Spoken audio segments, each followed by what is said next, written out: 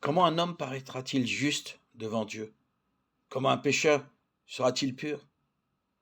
Ce n'est que par Jésus-Christ qu'il est possible de se mettre en règle avec Dieu, de parvenir à la sainteté. Mais comment aller à Jésus? Ils sont nombreux ceux qui, avec la multitude, convaincus de péché au jour de la Pentecôte, s'écrient: Que ferons-nous?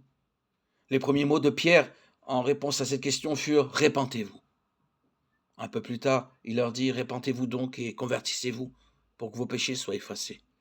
Acte 2, 38, 3, 19. La repentance comprend la douleur d'avoir commis le péché et l'abandon de celui-ci. Impossible de délaisser le péché avant d'en avoir vu la gravité.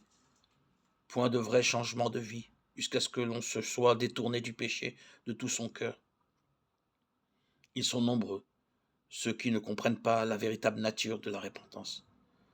Beaucoup de personnes gémissent sur leur péché et se réforment même extérieurement parce qu'elles craignent les conséquences de leurs mauvaises actions. Ce n'est pas là la repentance dans le sens biblique du terme. C'est redouter la souffrance plutôt que le péché lui-même. Telle fut la douleur d'Ésaü quand il vit qu'il avait perdu à tout jamais son droit d'aînesse. Balaam, terrifié par l'apparition sur son chemin d'un ange armé d'une épée nue, confessa son péché dans la crainte de perdre la vie. Mais il n'y avait pas en lui de repentance véritable, pas de changement de disposition, pas d'horreur du mal. Judas Iscariote, après avoir trahi son Seigneur, s'écria: J'ai péché en livrant le sang innocent. Matthieu 27, 4. Cette confession lui était arrachée par le sentiment terrible de sa condamnation et par la perspective redoutable du jugement de Dieu. Les conséquences de son crime le remplissaient de terreur. Mais il n'éprouvait aucun remords déchirant et sincère d'avoir trahi le Fils de Dieu et renié le Saint d'Israël. Pharaon, au moment où les jugements de Dieu s'appesantissaient sur lui, reconnaissait son péché, mais ce n'était que pour échapper au châtiment. Car dès que les plaies s'éloignaient, il recommençait à braver le ciel. Tout cela déplorait les conséquences de leur péché, mais il ne s'affligeait pas sur ses péchés eux-mêmes.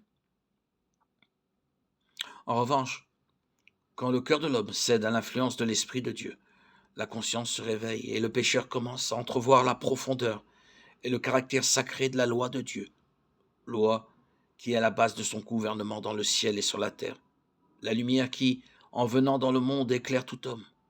Jean 1, 9.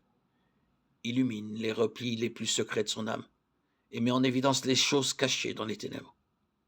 La conviction du péché s'empare alors de son esprit et de son cœur.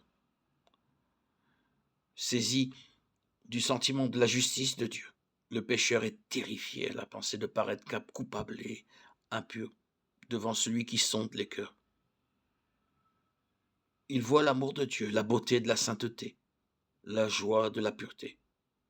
Il désire alors être purifié, se repentir, purifier son cœur, son esprit, pour entrer en communion avec le ciel. On pourrait appeler cela le véritable repentir.